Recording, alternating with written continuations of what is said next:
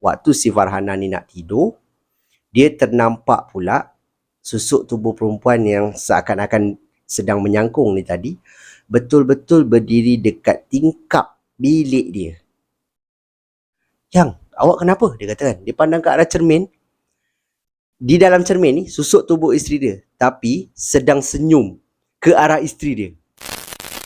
Dia gelarkan dalam tu kakak. Kakak tu tutup mulut Siti. "Kan orang dah cakap jangan buka pintu." Tergantung kan. Tiba-tiba ada kepala jengah ke bawah macam tu. Taklah, tadi ada room service lah dekat luar. Ada satu tangan tau, berwarna hitam, keluar daripada. Dia nampak muka makhluk ni tadi. Cubalah buka, nak tanya daripada arah dia. Ketiga orang ni berdiri pandang.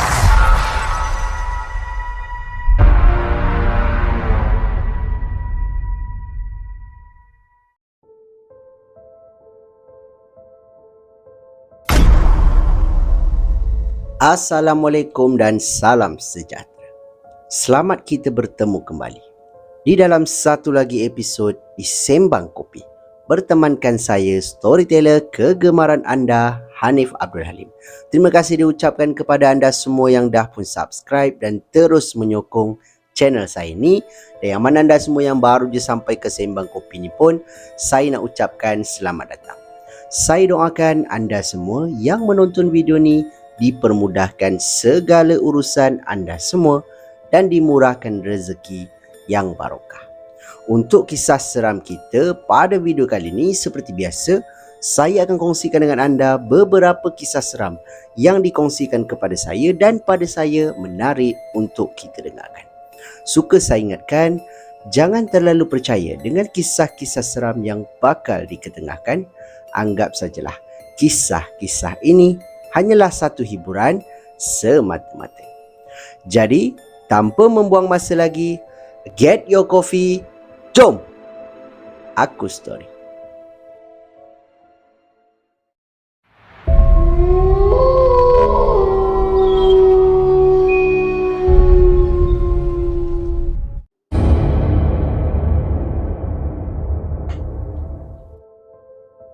Kita mulakan dengan kisah seram kita yang pertama ni. Kisah ini diceritakan oleh pengirim kita yang bernama Yusri. Yang mana Yusri ni nak berkongsi dengan kita semua satu pengalaman seram misteri yang dia pernah alami sewaktu dia sedang menunggang motosikal balik daripada kerja seorang diri pada waktu malam. Kisah dia berbunyi begini. Yusri bagi tahu yang dia ni bekerja sebagai seorang tukang masak di sebuah kedai makan di area Ketereh. Ketereh ni satu daerah dekat negeri Kelantan lah Dan dia pula tinggal tak jauh daripada tempat dia bekerja ni. Okey, kebiasaannya dia balik kerja dalam pukul 10, 10.30 macam tu. Balik maknanya habis kerja lah. Jadi bila nak kemas-kemas dapur apa semua, sampai rumah mungkin dalam pukul 11.30 ataupun pukul 12. Okey. Dan nak dijadikan cerita, pernah berlaku satu hari yang mana bila dia settle je kerja dia nak menuju ataupun nak pergi ke arah motor dia untuk balik ni, dia orang kata ditegur oleh seorang lelaki. Yang mana dia kata rakan sekerja dia. Nama dia tak nyatakan di dalam email. Saya bagi dia ataupun saya gelar dia nama sebagai Ahmad lah. Okey. Si Ahmad ni datang kepada Yusri dan kemudian bertanyalah kepada Yusri, "Yus, kau boleh tolong aku tak?" "Apa dia?" "Kau hantar aku balik." Apa pasal?" "Hari ni si tu tak datang kerja lah." Kebiasaannya si Ahmad ni dia datang kerja dengan seorang lagi rakan lah yang kerja dekat kedai tu. Tapi disebabkan hari tu kawan dia tu tak datang, si Ahmad ni datang pagi tu dengan parents dia hantar tau. Mungkin mak ataupun ayah dia hantar lah sampai kedai. Dan bila balik, yelah dah pukul 11 lebih, takkan nak suruh mak ambil pula kan. So dia minta lah tolong Yus ni, kod Yus ni boleh tolong. Jadi si Yusri ni kata, alah dia pun tak ada apa nak buat kan, balik rumah just terus rehat je. Dia kata, "Okey boleh, jomlah aku hantar kau." Boleh ke?" "Boleh Mat, naik je. Dia kata, "Okey lah." Dia pun hantar kawan dia dulu. Yang menjadi masalahnya adalah rumah kawan dia ni dengan kedai ni agak jauh. Tak macam kedai ni dengan rumah dia lah. So dia kata kalau dia hantar kawan dia ni dulu, dia akan berpatah balik lah. Macam jauh lah perjalanan tu kan. Tapi disebabkan nak tolong kawan, dia tolong jugalah. Dipendekkan cerita, dia kata dia hantar kawan dia dan kemudian sebelum dia mulakan perjalanan balik, dia tengok jam waktu tu dah pukul 10 lebih, dekat pukul 11. So dia terus mulakan perjalanan. Waktu dalam perjalanan ni memang tak ada apa-apa yang berlaku, cuma jalan dah mula kurang kenderaan lah, dah hampir tengah malam kan. Bila dia bawa je motor sampai je dekat kawasan rumah dia ni, dikatakan sunyi lah sebab semua orang dah berada di dalam rumah, ada yang tidur semua kan. Tiba-tiba tengah dia menunggang motosikal ni, dia kata dia nampak di hadapan dia, di jalan yang sama lah, ada satu, orang kata, susuk tubuh kanak-kanak yang sedang bermain di tengah jalan. Dan kemudian diawasi oleh seorang perempuan yang seakan-akan mungkin mak dia lah. Itu apa yang Yusri fikir. Dan Yusri cakap dalam hati, buat apa budak ni main dekat luar malam-malam kan? Yang mak dia ni pun satu. Dah tengah-tengah malam bagi anak main kat tengah jalan, buat apa? Okay. So dia pun teruskanlah juga perjalanan. Semakin hampir dengan kanak-kanak dengan perempuan ni, dia kata dua-dua pandang ke arah motor tau. Seolah-olah macam perasan lah ada motor yang nak lalu. Dan kemudian diorang pun mulalah berjalan pergi ke arah tepi jalan. Yang mana tepi jalan ni ada sebuah rumah. Rumah tau. Jadi dia kata, mungkin benda ni ataupun dua orang ni nak masuk dalam rumah balik lah. Semakin dekat, dia kata bila dia melalui kawasan kanak-kanak ni bermain, dia pandang lah, macam curi-curi pandang lah kan, ke arah dua orang ni. Dan dua orang ni berjalan ke arah rumah yang berada di tepi jalan ni. Tapi yang menjadi tanda tanya kepada Yusri ni adalah rumah itu kelihatan gelap serta pagarnya seperti berdaun tau. Dan menyebabkan si Yusri kata, dia masuk dalam rumah tu ke? Dia cakap macam tu kan. Dia pun pusing balik. Dia kata dia berhenti, dia pusing balik, lalu balik ke arah depan rumah ni tadi, dan didapati rumah ni seolah-olah macam rumah yang ditinggalkan. Maknanya rumah ni kosong lah. So dia kata sebab dah tengah malam, dia pun tak nak fikir panjang, dia terus pusing balik, balik ke arah rumah dia balik. Okey, bila settle je dia balik rumah apa semua, mandi, tidur. Besok paginya dia nak pergi kerja. Yalah, biasa dia nak pergi kerja, dia kata dah mula terang lah, bukanlah awal pagi 6 lebih, tidak. Jadi dia pun jalan tu, waktu tu dia lalu lagi depan rumah ni, dan kemudian dia perlahan dia tengok, memang rumah ni sebenarnya rumah yang dah lama kosong.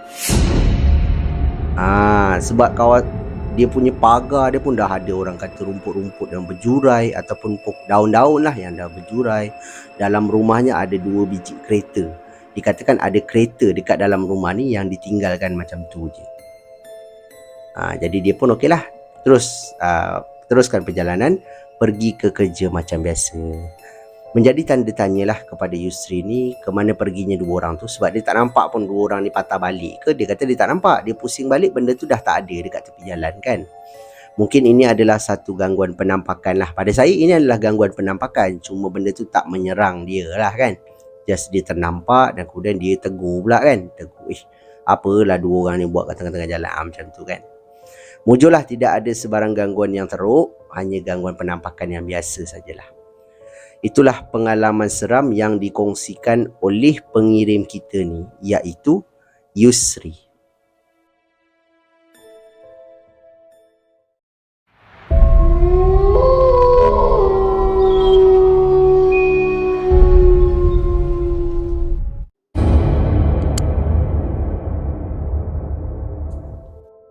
Kita beralih pula ke kisah seram kita yang kedua. Yang mana kisah ini dikongsikan oleh pengirim kita yang bernama Hidayah. Dan Hidayah ni nak berkongsi dengan kita semua satu pengalaman seram, cemas yang dia pernah alami. Yang mana pada waktu tu suami dia ni terkena santau ataupun disihir oleh seseorang yang dia kenali. Kisah dia berbunyi begini. Kisah ini berlaku juga di negeri Kelantan. Yang mana Hidayah cakap dia ni tinggal di area Bacok tau. Dan dia bekerja sebagai seorang kerani di sebuah, orang kata, syarikat swasta dekat sana. Okey, dipendekkan cerita, dia kata biasalah pada waktu tu dia berusia 23 tahun dan baru saja mendirikan rumah tangga. Kejadian ini berlaku betul-betul pada malam pertama perkahwinan dia. Okey. Yang mana pada pagi tu majlis berlangsung dengan sangat baiklah. Tidak ada orang kata gangguan daripada segi lauk tak sedap ke apa semua tu, memang tak ada. Semua berjalan macam biasalah seperti yang diharapkan. Cuma pada malam yang pertama ni, si Hidayah ni dia sedang duduk di atas katil pada waktu tu. Yang mana suami dia sedang solat betul-betul dekat depan katil dia tau. Dia tak dapat nak ikut sebab dia cakap pada waktu tu dia sedang datang bulan. So dia pun tengok lah kan bakal imam dia ataupun imam dia lah sekarang tengah solat kan. Solat, dia tak ingat rakaat yang keberapa. Tiba-tiba suami dia sedang berdiri ni kan, sedang baca ni. Tiba-tiba suami dia seakan-akan macam menggigil.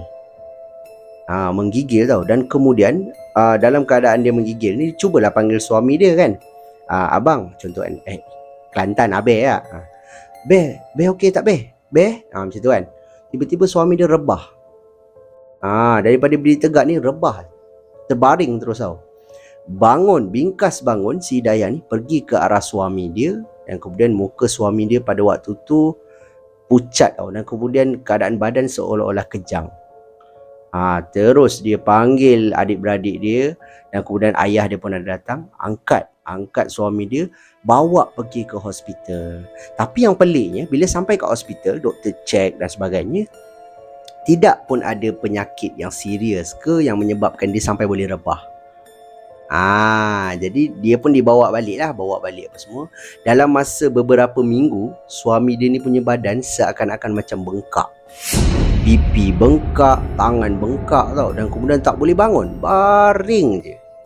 Makan pun si Hidayah ni akan suap makan tau. Dia orang cubalah ikhtiar juga cara perubatan Islam kan. Ada ustaz yang datang tapi tak berjaya untuk pulihkan. Dikatakan santau ataupun sihir ini sangatlah kuat. Dan dipendekkan cerita, berlaku satu hari yang mana ayah kepada Hidayah ni bawalah si menantu dia ni pergi berubat dekat seorang tukang ubat yang boleh dikatakan kenalan kepada ayah dia ni. Dia pun bawa sampai ke rumah tu. Ini apa yang si Hidayah tulis waktu sesi perubatan tu sedang dijalankan. Sampai je dekat rumah ustaz tu duduk kan tau, suami dia duduk kan, ada seorang pekerja lah ataupun pembantu kepada ustaz ni pegang belakang suami dia untuk memastikan suami dia tetap duduk. Muka memang dah bengkak pada waktu tu. Ada yang merah-merah macam tu, macam bengkak tau. Lepas tu ustaz ni pun mula baca. Dan kemudian dia tepuk di belakang orang kata suami si Hidayah ni. Tepuk. Tiba-tiba suami dia muntah tau. Seakan-akan muntah air yang sangat banyak. Dan kemudian air ini seakan-akan berwarna hitam dan kemudian berbau busuk. Tepuk dia muntah lagi. Dikatakan pada waktu tu air tu hampir separuh baldi. Ini apa yang ditulis tau. Saya just bagi tahu je. Hampir separuh baldi. Dan bila suami dia muntahkan air tu, bau busuk tu, dikatakan satu rumah ustaz tu, semua yang sedang menyaksikan pada waktu itu tutup hidung. Tutup hidung tau. Dan kemudian selesai saja sesi tu, dia datang juga beberapa kali sampai suami dia betul-betul pulih. Dan kemudian ayah kepada Hidayah ni ada tanyalah pada ustaz ni kan, ada orang hantar santau ni siapa kan, boleh tak tahu. Dan ustaz ni macam standard lah, mana-mana ustaz pun dia takkan bagi tahu kan siapa. Cuma dikatakan orang tu sangat-sangat macam marah ataupun tak puas hati dengan si Hidayah ni. Tahu, menyebabkan Hidayah ni ada suspek tau, ataupun ada syak seorang lelaki. Dia ada plot twist yang mana kan saya cakap pada awal cerita dia bekerja sebagai seorang kerani kan. Di pejabat dia ada seorang lelaki yang dikatakan minat gila-gila lah dekat Hidayah ni dan nak jadikan Hidayah ni isteri dia. Tapi masalahnya lelaki ni dah beristeri. Hidayah cakap lelaki ni dah ada, dia berpangkat lah dekat pejabat tu, dan kemudian dia nak jadikan Hidayah ni isteri dia, isteri nombor 2 lah kan, sebab dia dah ada isteri. Tak nak lah Hidayah ni baru berusia 23 tahun, muda lagi kan, ramai lagi orang bujang dia boleh dapat, dia cakap. So dia tolak baik-baik lah, bukanlah dia kata, ini ditulis lah, dia kata dia tolak baik-baik lah, cakap tak nak kan, dia tak nak jadi orang kata macam perampas suami orang apa semua, dan kemudian mungkin menimbulkanlah rasa tak puas hati kepada lelaki ni. Dia syak lah lelaki ni. Saya tak berani cakap lelaki tu yang buat, sebab kita tak boleh simply cakap macam tu kan. Mungkin ada lelaki lain ke yang, ataupun ada orang lain ke yang tak puas hati dengan Hidayah, kita pun tak tahu. Betul, tak ada bukti yang mengatakan lelaki tu hantar. Tapi kalau daripada apa yang Hidayah ceritakan dalam email ni, nampak seakan-akan ke arah dia lah. Dan suami dia pun pulih seperti biasa. Cuma itulah pengalaman yang dikatakan cemaslah pada dia, sebab berlaku betul-betul malam, orang kata apa, malam pertama perkahwinan dia. Dan ustaz tu juga ada cakap, jika terlambat untuk mengubati suami dia ni, berkemungkinan suami dia boleh matilah ataupun maut kan, boleh membawa maut lah. Mujurlah selamat kan, alhamdulillah. Apalah kan buat macam tu. Dah ada isteri tu, buatlah cara ada isteri, betul tak? Layanlah isteri kat rumah tu elok-elok. Nak tambah lagi buat apa, betul? Seorang pun dah sakit kepala lah, pening, lagi nak tambah-tambah ke. Itulah pengalaman seram yang dikongsikan oleh pengirim kita ni, iaitu Hidayah.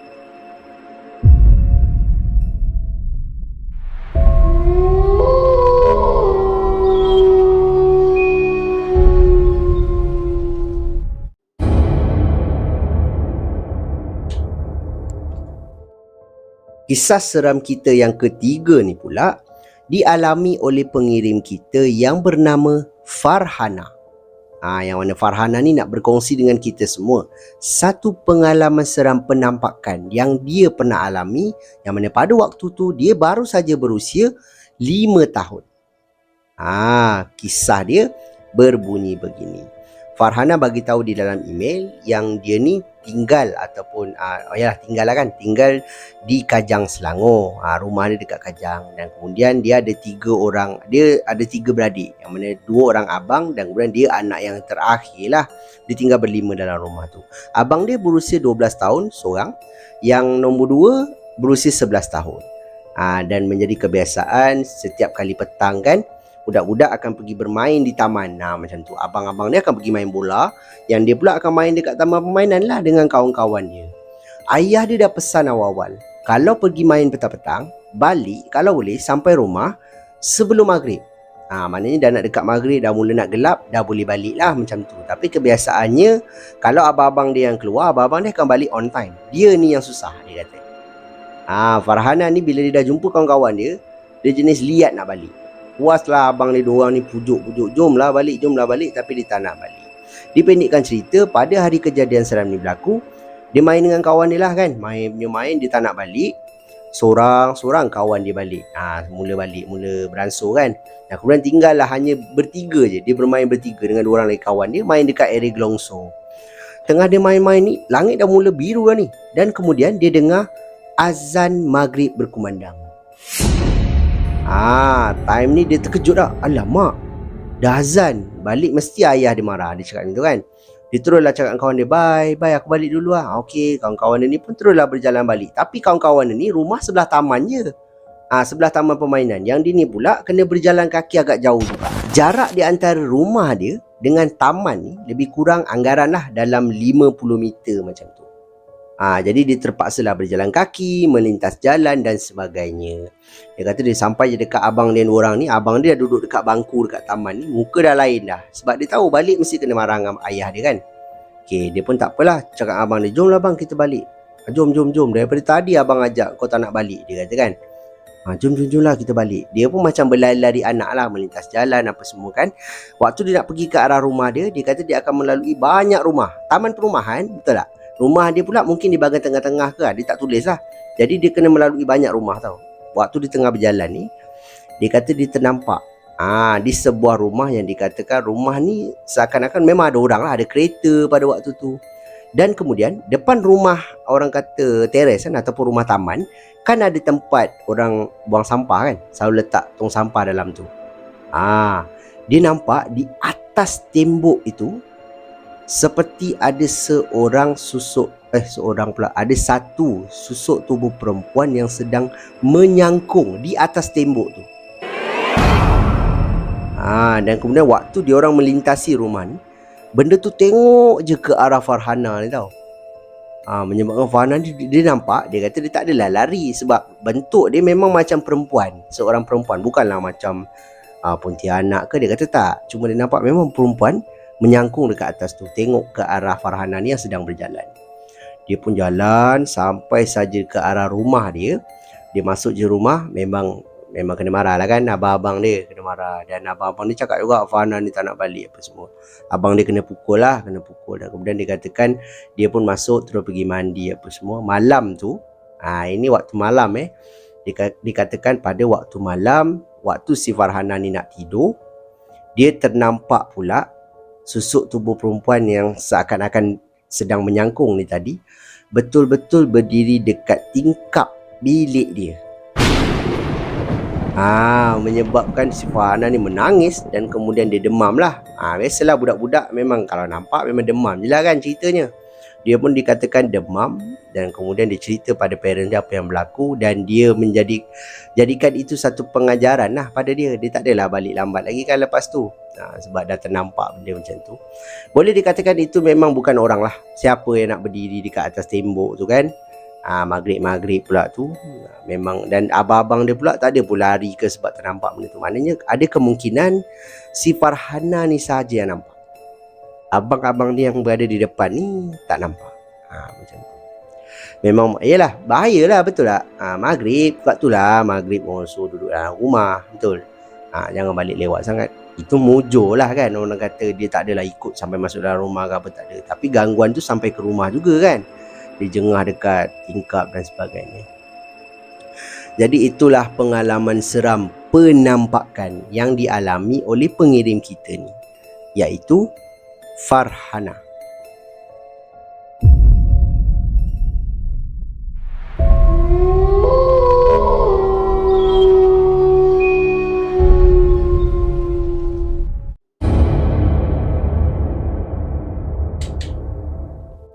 Kita beralih pula ke kisah seram kita yang keempat.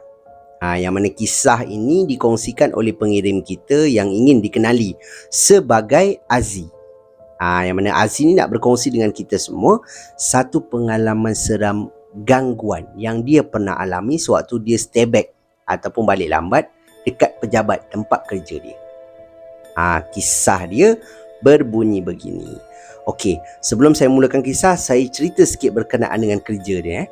Okey, Aziz ni dia bekerja di sebuah orang kata pejabat kerajaan yang terletak di Johor Bahru. Dia ni pun tinggal dekat Johor lah. Dan pada waktu tu, dia ni boleh dikatakan baru saja berpindah ke pejabat ni. Okey, dan dia duduk di bahagian unit kewangan. Biasanya dekat kewangan ni, balik kadang-kadang awal, kadang-kadang lambat. Tengok pada kerja yang dia tengah buat lah. Kalau ada due date yang perlu dikejar, dia kena settlekan lah. Tak kisahlah stay back ke apa kan. Dan dikatakan waktu dia nak stay back ni, ramailah orang-orang lama yang berada di pejabat ni mengatakan jangan stay back terlalu lama. Terlalu lambat lah sampai pukul 10, pukul 11 jangan. Sebab pejabat ni adalah pejabat lama tau. Dan ramai orang dah kena gangguan waktu diorang stay malam dekat pejabat. Tapi Aziz ni just macam ambil lah benda tu, tapi dia tak adalah macam ambil benda tu serius sangat. Okay, nak dijadikan cerita, pernah berlaku satu hari yang mana dikatakan pada waktu tu dia ada kerja lah yang perlu dia kejar due date ni. Jadi dia terpaksalah stay back lambat sikit. Tapi kejadian ni bukanlah berlaku tengah malam, tak. Dia dalam pukul 7 lebih ataupun awal pukul 8 macam tu. Itu apa yang Aziz tulis. Okay, dia ni stay back dekat office, dan pada waktu tu dekat office ni ada lebih kurang 3 orang yang stay dengan dia. Jadi dalam office ni boleh katakan 4 orang lah. Dan office ni besar tau. 4 orang ni kira banyak lah ruang-ruang kosong dekat pejabat ni. Banyak lampu yang dibuka. Dan kemudian dia duduk dekat dalam bilik ni lah. Sebab dia mungkin berpangkat kan. Jadi dia pun buat kerja dia. Dia kata kalau balik lambat macam ni, biasanya malam tak payahlah masak kan, makan je lah dekat office. So dia pun keluarkan telefon, dan kemudian dia macam orang kata order makanan melalui online. Okay, order dia pun buat kerja. Tapi waktu dia buat kerja ni, dia kata bila dia pandang komputer, dikatakan dia pandang komputer, dia akan nampak daripada anak mata dia ada pintu kan, pintu untuk masuk ke bilik dia. Dia perasan seolah-olah macam ada orang yang berdiri depan pintu. Tapi bila dia pandang, tak ada.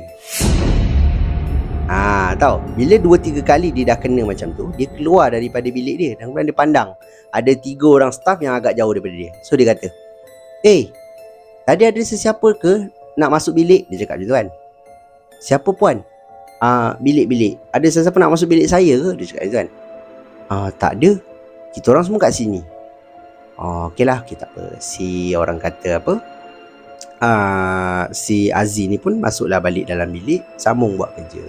Tengah dia buat kerja ni, dia kata dia terdengar pintu depan, yang mana dekat bahagian pintu depan kaunter ni ada orang buka. Dan kemudian terdengar suara lelaki tau, yang mana mengatakan, kak, ni makanan atas nama Aziz, contoh kan. So budak ni pun okey, terus keluar daripada pintu tu, menyebabkan si Aziz ni bangun daripada duduk dia ni. Dia kata, lah, ada orang lagi ke kat kaunter? Dia ingatkan 3 orang budak ni je ada. Dia pun bangun, dia keluar daripada bilik dia dan kemudian dia pandang ke arah 3 orang ni. 3 orang ni macam terjengah-jengah tau, tengok dia ke arah kaunter. Dia pun berjalan pergi ke arah orang kata kaunter ni kosong. Dan kemudian dia nampak ada makanan atas meja kaunter ni. Terus dia keluar daripada pintu ni. Aziz cakap dia keluar daripada pintu dan kemudian dia nampak ada budak yang baru saja nak naik motor lah. Office dia ni dekat bawah sekali tau, tingkat ground floor. Jadi dia tak perlulah turun tangga apa semua. Dia keluar daripada pintu, dia nampak je. Dia terus kata, Dek, kejap, dia kata. So budak ni pandang. Ya kak, dia kata. Awak yang letak makanan atas kaunter tadi? Atas nama Aziz, dia kata. Saya lah tu, dia kata. Tadi awak bercakap dengan siapa dia tanya budak ni. So budak ni pun cakap, tadi ada perempuan duduk kat kaunter tadi, dia kata macam tu. Oh ya, ada perempuan duduk kat kaunter. Tu yang saya letak je, dia kata macam tu. Okey. Terima kasih Okey, dia pun jalan. Dalam masa dia berjalan ni, dia kata dia terfikir, mana ada orang kat kaunter tadi? So dia pun masuk balik pintu kewangan ni dan kemudian dia ambil makanan dia. Dia mula berjalan pergi ke arah bilik dia. Dan kemudian dia nampak 3 orang ni dah bangun tau. Dah bangun daripada kerusi dan kemudian seolah-olah macam nak balik lah. So dia kata, kamu semua nak pergi mana? Kerja kita dah siap dah, kita nak balik. Awak nak tinggal saya seorang-seorang ke? Dia kata tu. Minta maaf puan, tapi kita orang tak berani stay back lama-lama dekat pejabat ni. So si Aziz ni macam berbelah bagi tau. Nak balik kerja tak siap kan, nak stay macam seram pula. So dia kata dia ambil keputusan untuk stay je lah. Tak apalah, makanan pun dah beli kan. So dia kata, okey lah, nanti awak jangan tutup lampu Nanti last nanti saya minta tolong lah. Nanti guard ke datang tolong saya, teman saya untuk tutup lampu. Baik puan, dia cakap macam tu. So budak 3 orang pun berjalan lalu dekat depan bilik dia waktu nak balik. Dia cakap, puan saya balik puan. Okey puan saya balik puan. 3 orang ni cakap kan. Dia pun sambung buat kerja. Dia kata dia dah rasa lain lah. Sebab dia dah tinggal seorang lah ni dekat pejabat. Dia tak cerita kat 3 orang ni. Yang budak Grab ataupun budak yang hantar makanan ni nampak ada orang dekat depan kaunter kan. Sebenarnya tak ada orang. So dia pun buat kerja. Dia tengah buat kerja. Part ni yang saya rasa menyeramkan lah. Yang mana waktu dia tengah buat kerja menaip ni, tiba-tiba dia terdengar dekat pintu dia ada bunyi ketukan. Ada bunyi ketukan, menyebabkan dia pandang. Dan didapati dekat depan pintu waktu tu tak ada orang. Dan kemudian dia bangun daripada kerusi, dia keluar, dia jengah kiri kanan kan, tak ada orang. Tapi dia kata dia memang dengar bunyi pintu diketuk. Tak apalah, dia pun duduk balik. Dia duduk, dia kata ke dekat floor lain, dia cakap tu kan, ada orang lain stay back ke? Tak apalah, dia diam je lah kan. Tiba-tiba selang beberapa waktu dengar lagi bunyi ketukan tu. Dan dikatakan pada waktu ni confirm Aziz cakap bunyi ketukan tu datang daripada pintu bilik dia. Tapi bila dia pandang ke arah pintu, memang tak ada orang, kosong. So dia kata, apa ni kan? Dia kata, aduh, aku nak buat kerja, jangan kacau. Dia kata macam tu lah. Aku nak buat kerja aku tak kacau kau. Kau jangan kacau aku. Dia cakap macam sorang-sorang lah, mengharapkan benda tu dengar. Lagi sekali tengah dia menaip ni, pintu bilik dia seakan-akan macam ditutup tau. Ditutup, tapi dalam keadaan macam dihempas. Pom, tutup. Menyebabkan si Aziz ni melompat lah kan. Melompat terkejut. Dia kata di waktu tu dia terus tutup apa yang dia tengah buat ni. Dia dah save apa semua kan. Shut down komputer dia. Dia angkat makanan dia. Waktu tu tak sempat makan pun. Angkat, terus keluar daripada orang kata bilik dia ni. Berjalan. Waktu dia nak keluar daripada bilik, pusing ke sebelah kanan kan, dia nampak di sebelah kiri dekat lorong ni seperti ada seseorang yang sedang berdiri tak jauh daripada dia. Cuma dia tak pandang lah benda tu apa semua, tak pandang. Dia terus jalan je pergi keluar, dan kemudian dia cakap dengan guard pada waktu tu kat luar, "Bang, boleh tak tolong tutupkan lampu office saya?" kan, dia cakap macam tu kan. So guard dia kata, "Okey, boleh, tak apa, nanti saya tutup. Tapi puan kena ada sekali lah," dia cakap macam tu. Boleh. So si Aziz ni teman lah guard ni, masuk ke dalam, dan kemudian Aziz berdiri je dekat depan pintu ni, nampak guard ni tutup lampu kan, tutup semua lampu, dan kemudian dia pun keluar, baliklah ke rumah. Inilah gangguan yang dikatakan pada dia lah sangat menyeramkan. Dekat office lama dia dekat Negeri Sembilan, dia kata dia tak ada pun kena ganggu ke apa, tak ada. Sebabkan dia baru je masuk ke office ni, naik pangkat kan, mungkin kekosongan ada dekat Johor Bahru. Dia pun duduk dekat office tu, dan malam tu dikatakan gangguan penampakan ni daripada anak mata lah. Mungkin salah nampak, dia kata mungkin, tapi bunyi ketukan itu confirm memang datang daripada pintu bilik dia. Dan macam mana pintu dia tiba-tiba boleh terhempas tutup, dia pun tak pasti. Dan satu lagi pertanyaan ataupun tanda tanya, siapa yang duduk dekat kaunter waktu budak ni hantar makanan? Sedangkan pada waktu tu dekat kaunter tak ada sesiapa. Jadi itulah pengalaman seram yang dikongsikan oleh pengirim kita ni, iaitu Aziz.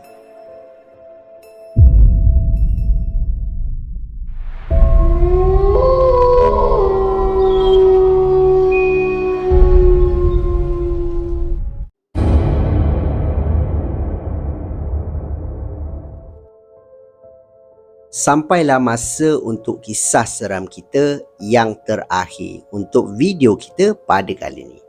Kisah ini dikongsikan oleh pengirim kita yang bernama Jalal. Yang mana Jalal ni dia nak berkongsi dengan kita semua satu pengalaman seram penampakan di dalam cermin. Yang pernah berlaku kepada diri dia ni sewaktu dia tinggal di sebuah rumah sewa yang terletak di Kulim, Kedah. Kisah dia berbunyi begini. Okey, Jalal bagi tahu yang dia ni bekerja sebagai seorang anggota polis lah. Okey, dan pada waktu tu dia baru saja dipostingkan ke Kulim. Jadi bila dia sampai ke sana je, benda pertama yang dia cari adalah rumah sewa. Sebab dia kata boleh je tinggal dengan orang kata ramai-ramai kan, 2-3 orang dalam satu rumah. Tapi dia ni jadi tak suka berkongsi rumah macam tu. Jadi dia nak tinggal seorang lah. Dia pun carilah rumah sewa, dan kemudian dia jumpa rumah sewa yang dia mampulah untuk bayar kan tiap-tiap bulan. Bila dia masuk je lagi dia happy sebab dah ada furniture dalam tu. Dah ada perabot lah. Ada kerusi, ada mesin basuh. Dah siap ada mesin basuh, peti ais tak ada. Ada orang kata katil. Dan kemudian dekat dalam bilik dia ni ada satu cermin tau. Cermin yang boleh dikatakan besar. Saya tak tahu lah besar mana, dia tulis besar je. Besar, dan kemudian cermin ni seakan-akan cermin lama. Bingkai dia tu ada bunga lah, bukan ukiran bunga macam tu. Dia cuba juga untuk cabut buang cermin tu, tapi tak boleh, cermin tu dah melekat kat dinding.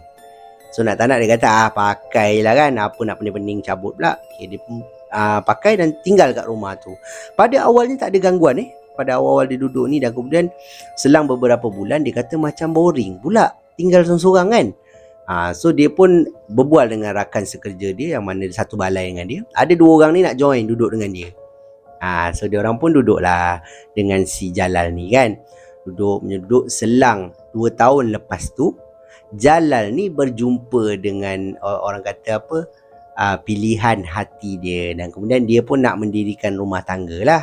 Bila dia nak kahwin, kawan dia 2 orang ni memang kena keluar lah kan. Kawan ini pun keluar, dia pun bawa lah isteri dia untuk tinggal dengan dia. Kat sini bermulanya kisah gangguan ni, yang mana dikatakan sebelum dia berkahwin tak berapa proper lah tinggal kat rumah ni. Macam mana nak cakap yelah, kita faham-faham lah zaman bujang kan. Solat pun kejap solat, kejap tak solat. Macam tu. Ini apa yang dia tulis, bukan saya cakap dia tulis. Solat pun tak berapa nak solat kan, ada yang solat, ada yang tak. Jadi macam orang kata tak proper lah. Bila dia dah kahwin apa semua, solat jaga. Dan kemudian isteri dia ni orang Kedah isteri dia baik lah, boleh dikatakan baik. Dia kata rezeki dia lah, isteri dia jadi menjaga solat. Setiap maghrib orang kata mengaji dalam rumah tu. So dia kata macam tu. Isteri dia ada mengadu tau.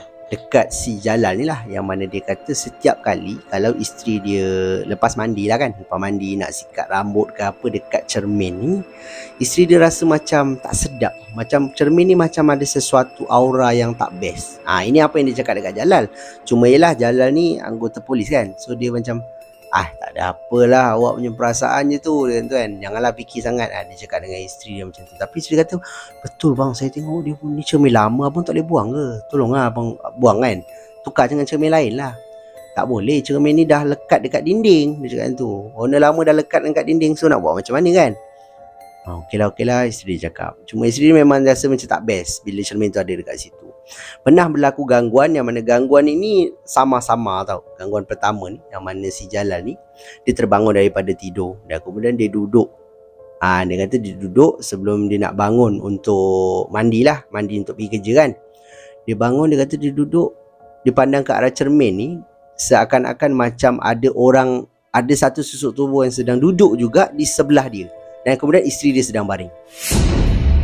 Menyebabkan dia macam usik mata dia kan. Dia tengok tak ada pula. Mungkin sama-sama kan, dia baru bangun tidur, so dia kata tak ada apalah, okay, tak apa. Dia pun tak endahkan benda tu, carry on je macam biasa. Dan gangguan yang paling teruk adalah berlaku pada satu malam, yang mana pada waktu tu dikatakan isteri dia sedang tidur di dalam bilik. Dia ni pula sedang duduk di ruang tamu menonton televisyen. Sedang dia tengok TV kan, tiba-tiba dia kata lampu dekat rumah dia ni macam berkelip klip macam tu. So dia macam kenapa ni? Lampu ni rosak ke? Boom! Tiba-tiba rumah dia blackout. Menyebabkan dia bangun daripada duduk dia kata dia terus tengok dekat luar tingkap. Dan kemudian dia tengok dekat kawasan rumah dia ni semua gelap. Kira macam satu taman lah, senang cerita kan, gelap. So blackout satu taman lah, dia kata tu kan. Tak apalah, dia pun buka pintu bilik dan kemudian dia kata isteri dia sedang tidur. Okeylah, tak apa. Dia pun pergi ke arah dapur, ambil lilin dan kemudian dihidupkan dekat dapur satu, dekat depan satu. Lepas tu dia letak dekat dalam bilik dia, betul-betul dekat meja, orang kata meja sikat rambut lah kan, depan cermin tu satu. Lepas tu dekat bilik-bilik lain pun dia letak satu. Kira semua ada lilin lah. Waktu dia dah letak dekat bilik dia bawa lagi satu lilin daripada dapur. Dan kemudian nak menuju ke arah bilik yang lain lah. Waktu dia sedang berjalan, dia kata dia nampak dekat pintu bilik dia ni, pintu bilik dia macam terbuka sikit kan, ada cahaya lilin dalam tu. Isteri dia sedang duduk sambil pegang selimut, pandang ke arah dinding lah pada waktu tu. Dan dia kata isteri aku ni tengok apa? Yang awak bangun ke? Dia kata tu kan. Dia pun bawa lilin ni, sambil dia bawa lilin, dia buka pintu bilik. Dia kata isteri dia sedang pandang, menatap ke arah cermin. Menyebabkan si orang kata apa, Jalal ni, dia letak lilin dekat meja satu lagi, dekat sebelah orang kata apa, pintu dia ni, dia letak situ. Dan kemudian dia berjalan menuju ke arah isteri dia. Dia pandang lah, yang awak kenapa? Dia kata kan, dia pandang ke arah cermin. Di dalam cermin ni susuk tubuh isteri dia, tapi sedang senyum ke arah isteri dia. Korang bayangkan. Jadi dia pandang banyak kali tau. Dia pandang isteri dia, muka takut. Dia pandang cermin, sedang senyum. Menyebabkan dia terus pergi dekat sebelah isteri dia, dia peluk isteri dia. Part ni dia kata dia lagi takut, sebab waktu dia peluk kan, dia cakap dengan isteri dia, jangan pandang cermin, dia kata itu.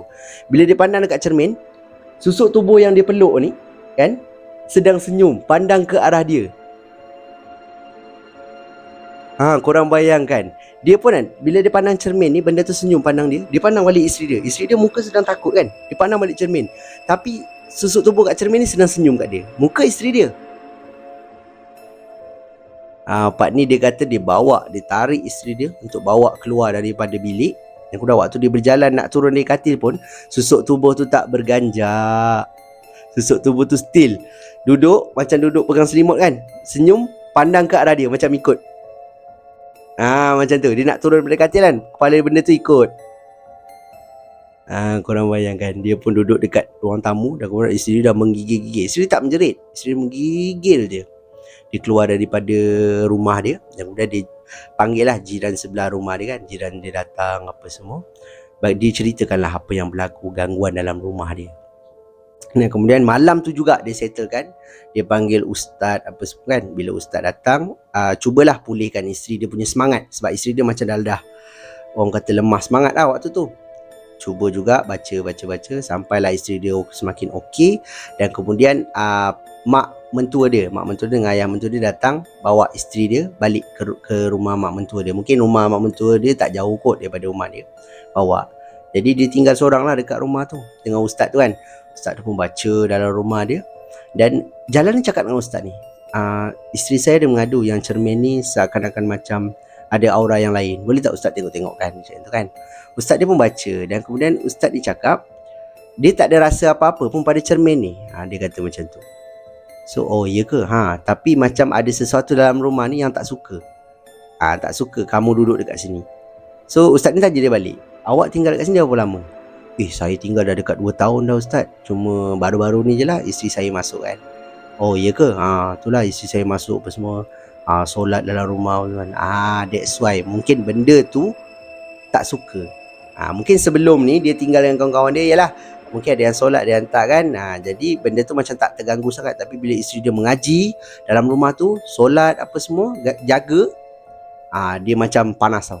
Mungkin lah. Dan dia gunakan cermin ni sebagai medium untuk dia ganggu isteri Jalal ni ataupun dengan Jalal ni sekali. Menyebabkan Jalal ni telefon tuan rumah dia, cabut cermin ni. Dia kata boleh tak saya nak cabut, cermin ni besar sangat lah, macam tak ada keperluan kan. Jadi tuan rumah kata boleh, cabut je. Cermin tu memang dia tampal kat situ kan, daripada penyewa sebelum pun memang cermin tu kat situ. So dia orang cabut cermin tu, letak dekat belakang rumah, digantikan dengan satu cermin yang agak kecil lah, tapi bukan betul-betul depan katil, dia letak kat tempat lain lah. Jadi itulah pengalaman seram, gangguan yang dia kena. Dia cakap part yang paling dia takut adalah waktu dia peluk. Dia peluk. Sebenarnya dia peluk tu isteri dia, tapi bila dia pandang ke cermin, dia kata muka isteri dia dalam cermin tu sedang senyum pandang ke arah dia. Menyebabkan dia pandang kat isteri dia, betul ke ni isteri aku? Macam tu. Dia kata dia jadi macam, betul ke dia pandang? 2-3 kali dia pandang cermin, pandang isteri dia, cermin, pandang isteri dia. Tapi mungkinlah ada logiknya jugalah. Mana mungkin bukan cermin tu yang berhantu, bukan. Cermin tu hanya cermin yang biasa. Mungkin cermin tu lama kot, nampak macam seram kan. Dan benda tu menjelma ataupun ganggu melalui cermin itu. Wallahualam, kebenaran kisah ini tak ada siapa yang tahulah kan. Anggap je lah sebagai hiburan. Tapi pada saya kisah ni agak panjang dan juga menarik untuk kita dengar.